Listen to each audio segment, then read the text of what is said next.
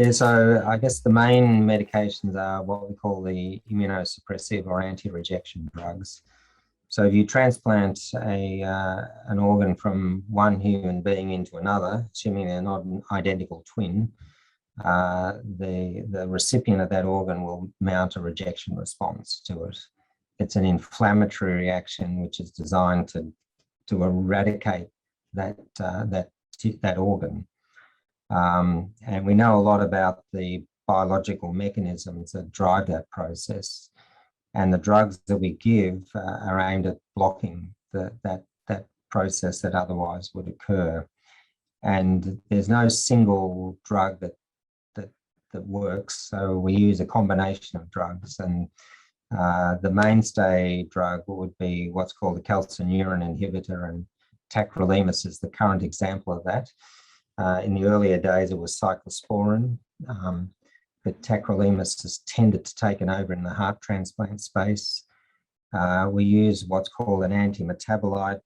We initially used a drug called azathioprine. We now use mycophenolate as the main drug. And the third mainstay drug is prednisolone, or steroids, which everyone knows about and everyone hates, and everyone wants to get off the steroids. But, you know, we can't do these transplants without using steroids, and particularly in very high doses within the first few months post-transplant.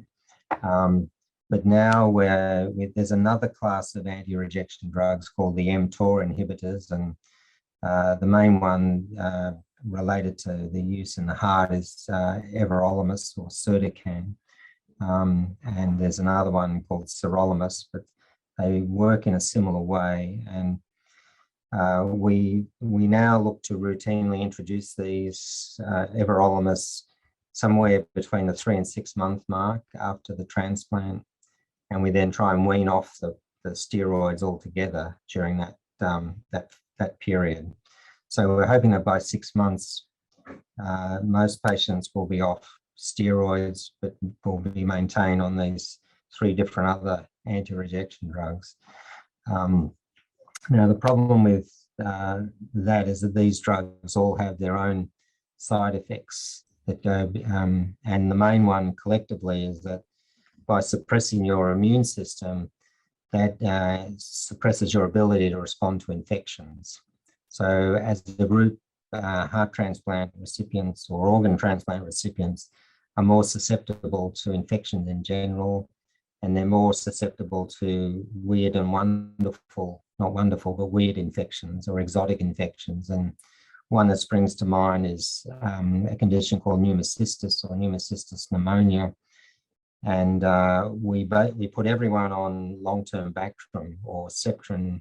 So this is an antibiotic which they take on a Monday and a Friday for the rest of their life. And with that, we haven't seen any cases of this Pneumocystis pneumonia. But you may remember in the early days of HIV, when you had all these young men with AIDS, a lot of them died from Pneumocystis pneumonia. It was really a devastating infection. And in people who, for whatever reason, have stopped taking their Bactrim or Septrin, we've seen cases appearing even years after the transplant, if they're not on that drug. There are other infectious complications, like CMV is another infection that a lot of heart transplant patients are aware of, and that's a viral infection that typically appears sometime from about 1 month out to about 6 months. And we have quite effective treatments for it. And that's an infection that can be transmitted from the donor to the recipient. So we always test the recipient for a previous exposure to CMV earlier in life. It can present with a glandular fever-like syndrome.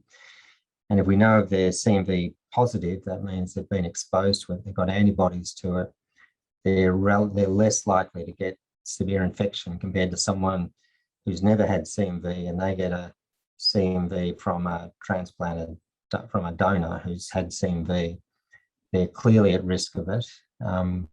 And we put them on medications, at least for the first 6 months, to using an oral Valsite to prevent that from happening.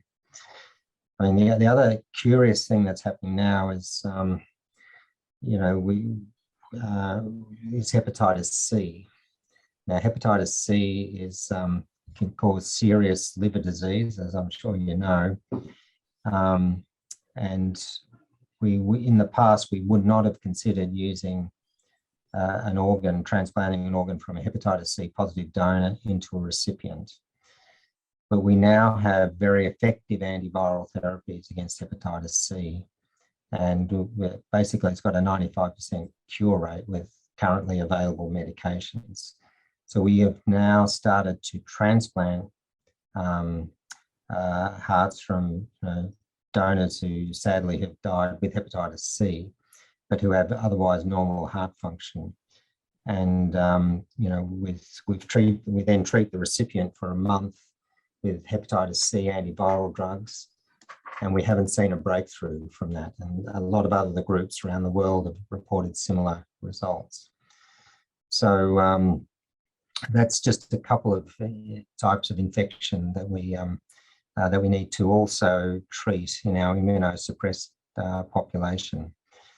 A lot of the drugs have metabolic effects. The anti-rejection drugs, so the steroids and the tacrolimus, can both cause diabetes. So some transplant recipients will develop new onset of diabetes post-transplant, having never had it before. And if that happens, most of these people can be treated with oral medications, but some require insulin, and that could be, a difficult sort of thing for some people. Quite a large number of people need insulin injections, perhaps for the first month or two after the transplant, when they're on really high doses of steroids. And when those doses come down, a lot of the time that if they've been on insulin early on, that can stop. But again, that's something that needs to be closely monitored. There are long-term issues with the steroids, and cyclosporin, and to some extent tacrolimus can cause osteoporosis. That's more so a common problem in women. So we routinely put them on a vitamin D supplement and a calcium supplement for that. And I should mention cholesterol. All our patients go on to a cholesterol-lowering statin.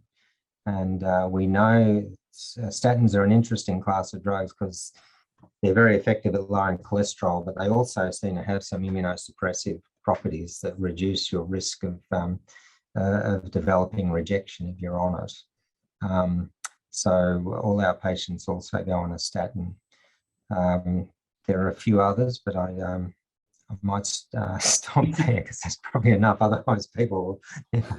One thing I do say to patients who come in with showing me this sort of long list of medications is that unfortunately, after a transplant, you'll be on as many medications as you're currently taking. It's just that they'll be different to the ones that you're currently taking. Yeah, and look, it's a small thing that you do every day. It just becomes muscle memory for me now, having the medication. And you talked about the steroids, and that they were ones I certainly was fortunate to get off quite quickly, because I did find they mainly in hospital, it messed with my mood quite a bit, and obviously I was eating a ridiculous amount of food. Well, yeah, they do have a really appetite stimulating effect, steroids. Yeah, I remember raiding the fridge in the middle of the night on the ward in the hospital, trying to get sandwiches out of there or whatever I could find, biscuits.